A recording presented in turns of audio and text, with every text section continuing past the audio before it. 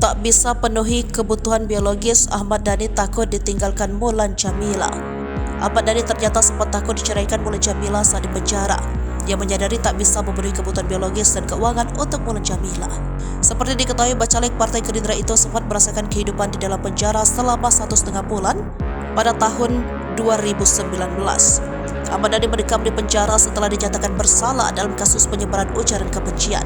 Dalam sebuah podcast bersama Suci Wotejo, Ahmad Dhani menjelaskan dinamika hubungannya dengan Mulan Jamila saat itu. Ahmad Dhani menjawab pertanyaan tersebut dengan mengatakan bahwa cinta memiliki beragam bentuk.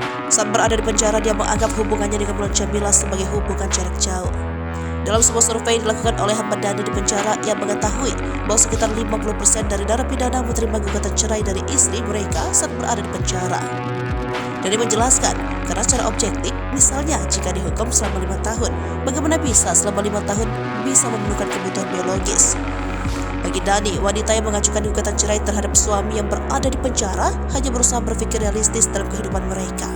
Selama masa penjara, Dhani dan Mulan menghadapi berbagai ujian berat, termasuk upaya beberapa pria untuk mendekati Mulan, baik yang tidak dikenal maupun orang yang dekat dengan Ahmad Dhani.